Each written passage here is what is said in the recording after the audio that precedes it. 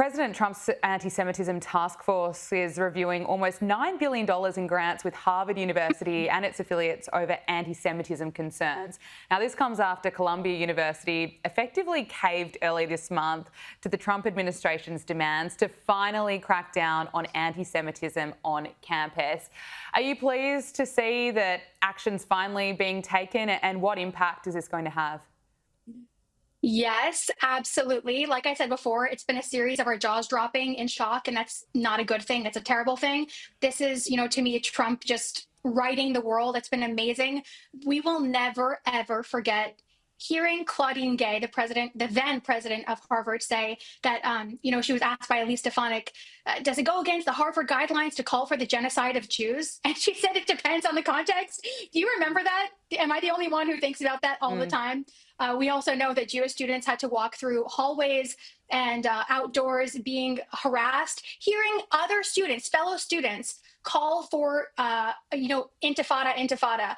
By the way, the absolute worst part about all of this, which is why I'm so happy Trump is doing this, and they should absolutely pull federal funding until, putting Harvard in their place. But I will never forget on October 7th, by the way, my husband and I were in Israel on October 7th, and we were 10 minutes away from Gaza. It was horrific. Oh, goodness. And it was terrible. And I remember thinking, oh my God, I'm going to die at 25. It was the worst day of our lives. But I remember on October 7th, reading the news about how Harvard students, 33 student groups, on October 7th, the day that 1,200 Jews were slaughtered, women were raped. I saw the worst of the worst images and videos. On October 7th, 33 student groups at Harvard signed a letter blaming everything on Israel, basically effectively saying everything that happened to the Jews and Israelis, they asked for. Nothing happened. There were no repercussions. The staff and the administration couldn't have cared less. So this is great news. And again, I don't want our jaws to drop anymore. So it's great to watch Trump, put the world back in its order. Absolutely. Look, we had similar scenes here in Australia just the day after October 7, or 2 days after. There were protesters taking to the streets, anti-Israel protesters, blaming Israel before Israel even had the chance to respond to the October 7 terror attack. And it's just wild looking at some of these anti-Israel protesters. It's hard to understand why some of the most privileged students, say at Harvard or Columbia, seem to side with terrorists instead of a democracy fighting to survive. There's a moral rut here in America, all around the world. I believe it's completely connected to the dying of religion and how, our conservative values have been failing. It was just all around shocking. And I'm so glad that Trump is doing this. I will never forget what Claudine Gay said that day, ever. First Lady Melania Trump honoured recipients with the International Women of Courage Awards earlier this week, and former hostage Amit Susanna accepted the US State Department's 2025 International Women of Courage Award, where she called for global action to secure the release of the remaining hostages in Gaza. Take a listen. It is an incredible honour to stand before you today, but it is also a deeply painful moment. While I am here, my friends remain in the darkness. 543 long days and nights. They are still suffering, still waiting, still hoping. Their voices remain unheard, so I will speak for them. We cannot move forward until they are free. I vowed that if I would survive, I would never be silent. I would speak not just for myself, but for every woman who had been silenced.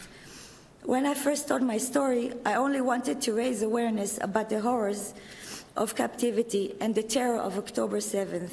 But my story became part of a much bigger conversation. Such a powerful message, and it's been almost 550 days since October 7, 2023. We need every one of those hostages back.